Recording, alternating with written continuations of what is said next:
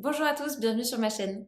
Aujourd'hui, on va plonger dans l'univers du bain. C'est vrai que c'est un moment empreint de douceur, de complicité, dans laquelle on commence à tisser vraiment des liens avec le nouveau-né. Mais je sais aussi que c'est un sujet dans lequel on peut se poser pas mal de questions, à savoir à quelle fréquence on donne le bain, à quelle température, quel rituel on met en place, etc. Donc on va parler de tout ça. Et puis, je vais vous partager aussi notre expérience de bébé nageur qui reste dans l'univers aquatique. C'est un moment d'éveil super dans lequel le bébé peut explorer l'eau, développer leur sens tout en s'amusant, etc. Donc on va en parler et puis peut-être que ça vous donnera envie de tester. C'est parti!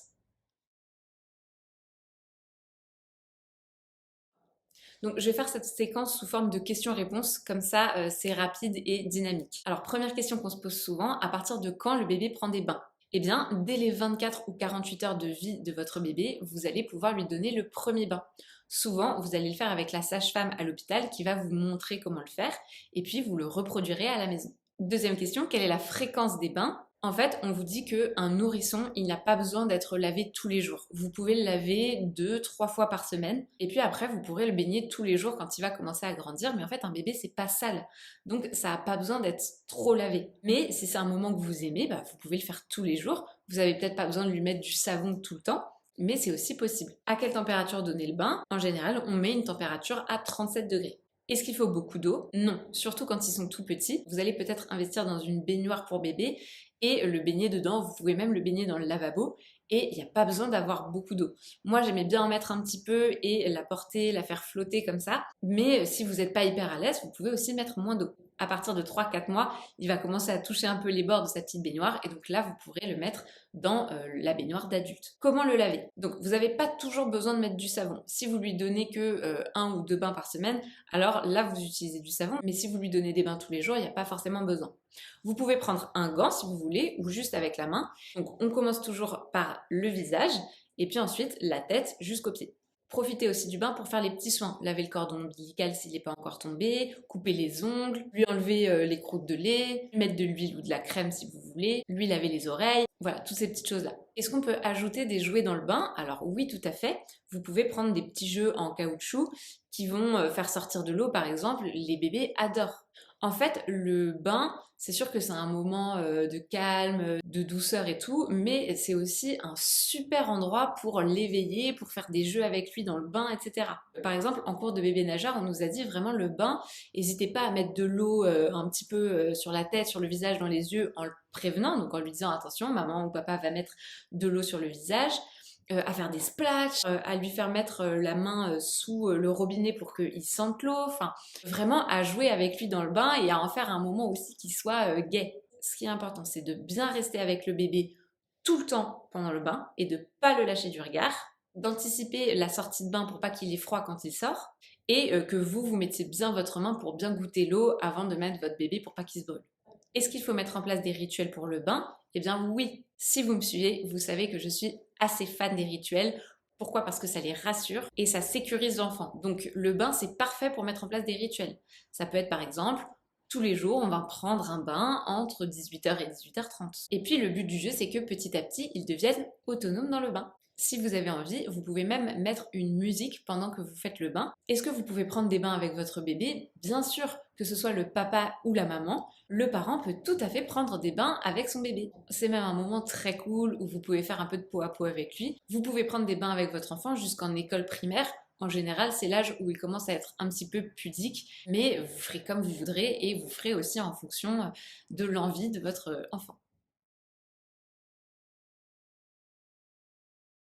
Donc dans cette séquence, je vais parler du bébé nageur. En fait, moi j'en ai fait parce que mes parents en avaient fait avec moi quand j'étais petite et ils avaient adoré.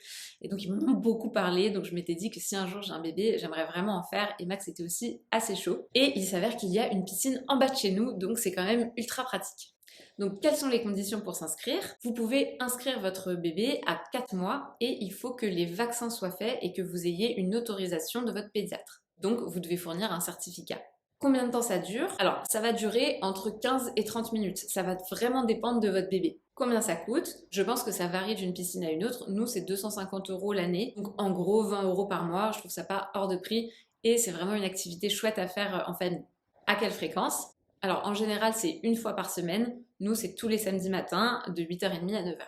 Qu'est-ce qu'on doit apporter? Vous apportez vos affaires pour vous. Et puis pour le bébé, c'est une couche étanche, une sortie de bain plus une petite serviette et un goûter, donc une dose de biberon ou une petite compote.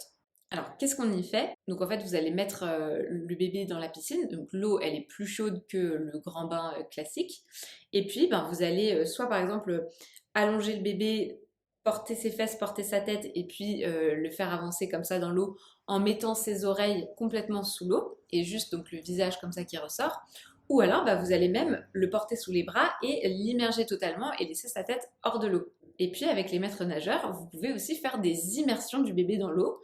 Donc quand c'est les premières séances et quand c'est un petit bébé, vous allez en faire une par séance. Et puis après, petit à petit, vous augmenterez peut-être un petit peu les immersions. Mais nous, dès la première séance, on a pu la prendre et la mettre complètement sous l'eau. C'était super et en fait, les bébés, ils ont vraiment un réflexe dès lors qu'ils sont sous l'eau de bloquer leur respiration. C'est automatique et c'est pour tous les bébés. Et donc en fait, le but du jeu, c'est quand elle sort de l'eau, bah, de lui sourire, de la rassurer, de la féliciter. Pour moi, c'est super le bébé nageur parce que ça participe vraiment à leur réveil sensoriel. Les textures, les bruits, les couleurs, les goûts, les odeurs, la sensation de pesanteur dans l'eau. Et c'est aussi excellent pour la confiance en soi, la motricité et l'autonomie. Est-ce qu'il y a des bénéfices pour les parents? Bien sûr.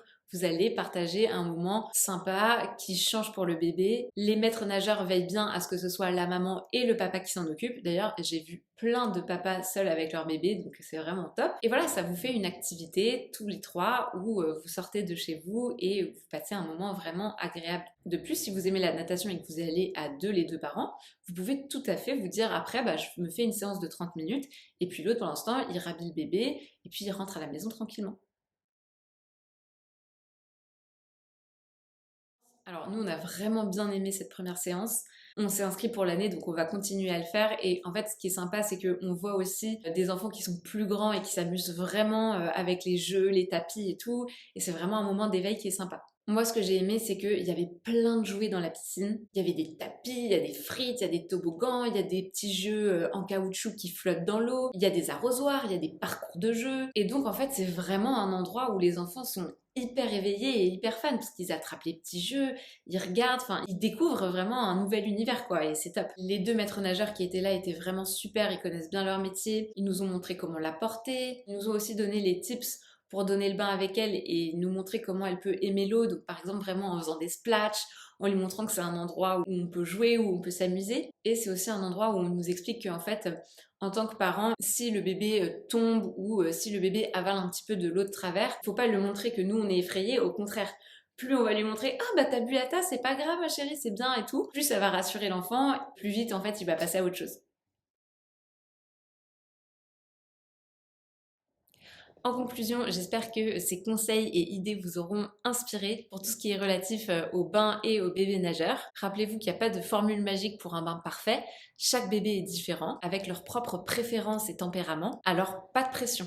Il y a des bains qui seront super cool, où le bébé sera super détendu, et puis il y a des bains où ça sera un petit peu plus galère, et vous écourterez le bain, ou vous lui donnerez pas le bain parce que vous n'avez pas le temps ce jour-là, et c'est pas grave. Faites vraiment en fonction de vos envies, de celles de votre bébé, et faites du bain une occasion pour vous connecter à votre bébé et vous amuser avec lui. Que ce soit avec des petites chansons, des jeux d'eau ou même une séance de bébé nageur, l'essentiel c'est de faire du bain un moment de gaieté et de joie. Mais pour moi en tout cas, le bain c'est bien plus qu'une simple routine, c'est vraiment aussi un moment où on s'occupe de son bébé, on se regarde, on fait des sourires et donc c'est vraiment un moment qui est sympa. Pour finir, n'oubliez pas de me partager vos astuces, vos commentaires. Merci de m'avoir écouté jusqu'au bout et puis à très bientôt pour une prochaine vidéo.